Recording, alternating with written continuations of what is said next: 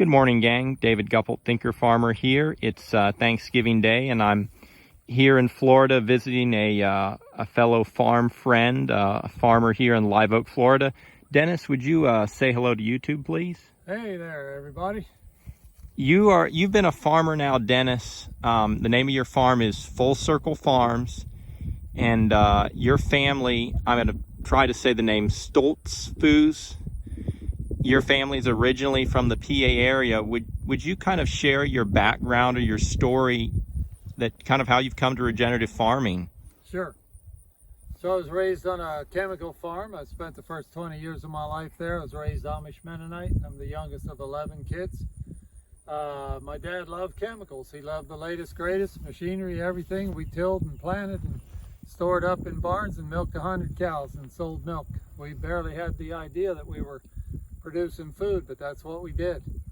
So when I was 20, my brother came back to that farm and took over the farm, and I left the farm for 20 years. Came back to farming when I was 38-ish, 39-ish, so 20 years off the farm, and now we've been back farming for over 20 years. So yeah, at 20 years old, I also had some health issues. Went to a doctor. He said, no, you're fine. I ran these tests.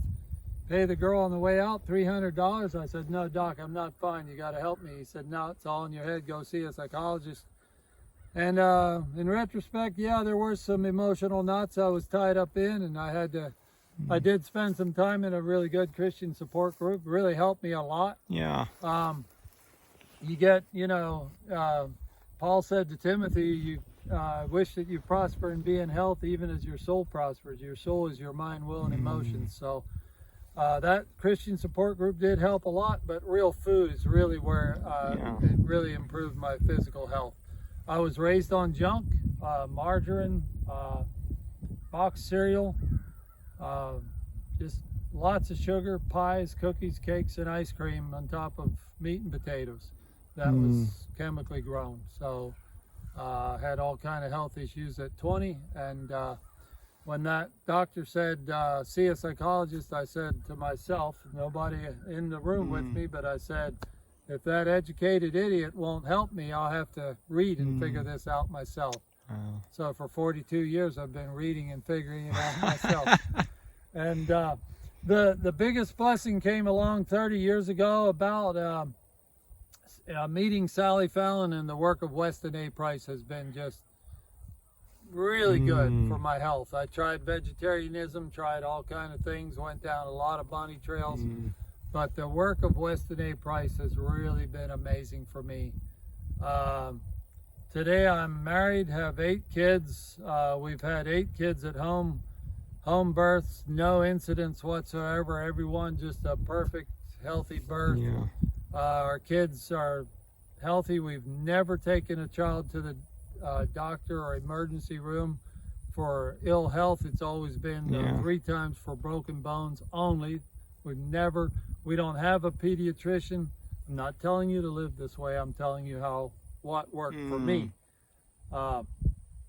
We're super healthy. I'm 62. I don't have any cavities. I went to a doctor, a dentist locally a year and a half ago. I said, how many 60-year-olds do you have that have no cavities? And he, I said 1 or 2%, and he goes, if that. Wow. So, there's no cavities in my house. We eat our own food. We produce healthy food, Weston A. Price style food. We produce food that would be called Weston A. Price food with protective factors. We're shooting for nutrient density for maximum health. And if you eat this food 2 years before conception, you'll have kids that are amazingly healthy, no learning disability, no autism, no allergies. I had all of these as a child. Wow. I hated school. My kids love school, love learning. We're lifelong learners. We're homeschoolers. We have no problem teaching our kids what they need to learn to function. And they're usually done by 14 or 15, learning and go on and do something else with their lives like I did. Well, Dennis, you've been farming now really your whole life, even though maybe you haven't been doing regenerative. You've been farming your whole life. You're 62 now, and you've seen a lot of ups and downs. You've been here before regenerative was even a word. What do you love so much about farming? I mean, there's a lot of tough things about farming. I mean, we've been talking just the last 10 minutes before this video. You're in about a 90-day drought right now, and the only green we have, and I saw coming in here before I got to your farm, almost everything was a wasteland. So there's a lot of hard things. What do you love?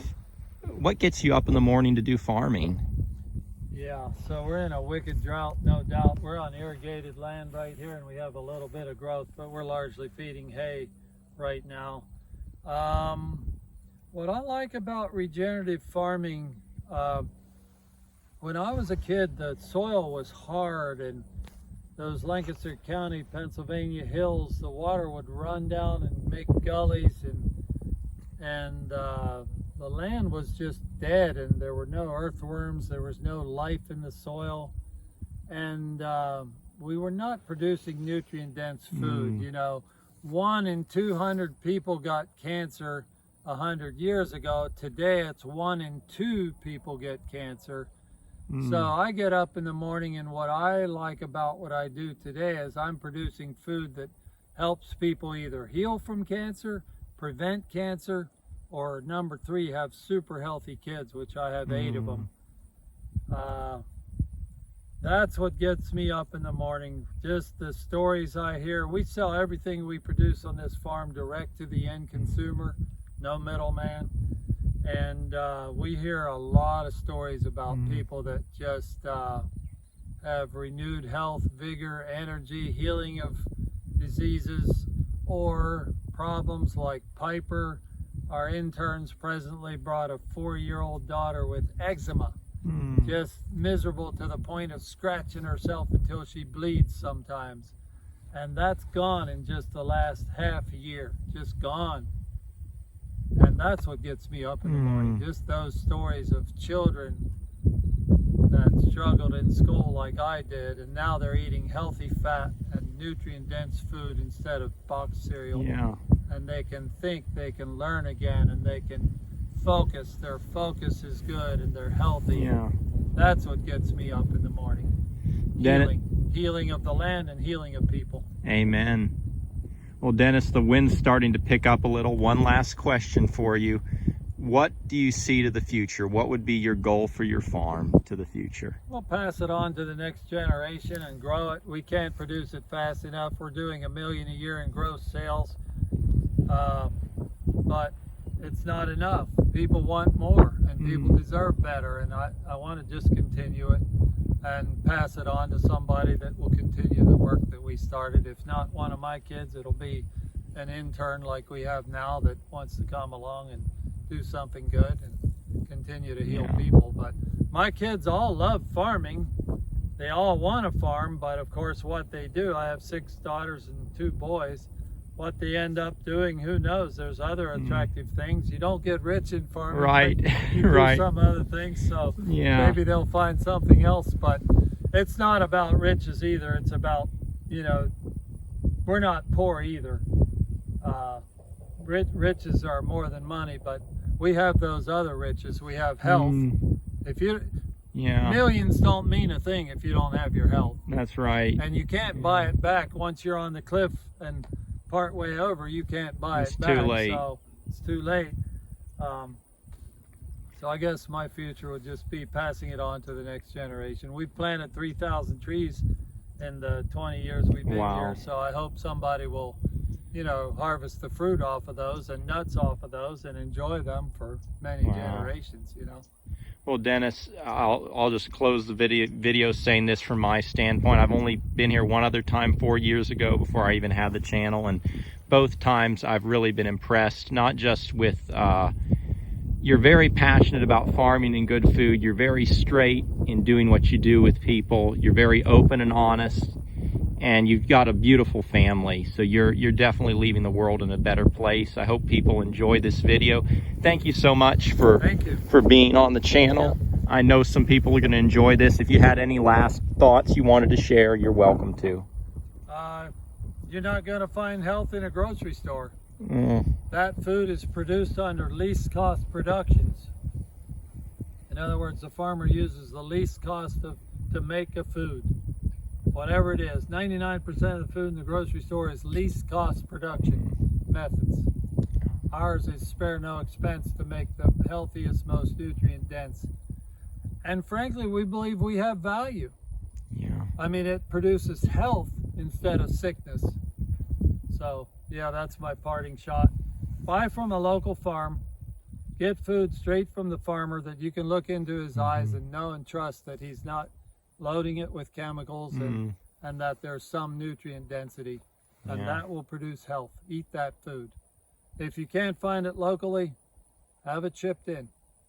Nothing wrong with that. Even the Bible says the virtuous woman will bring food from afar.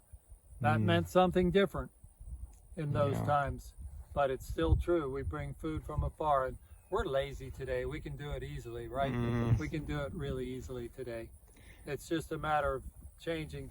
And the other parting shot I would say is get on YouTube and watch The Oiling of America by Sally Fallon, and then when you're done with that, watch Nourishing Traditional Diets by Sally Fallon. If you do that, your life will be changed and you'll be on the road to health. Watch it often enough to get it, to understand it, and to live it, and you'll never be the same. Thank you.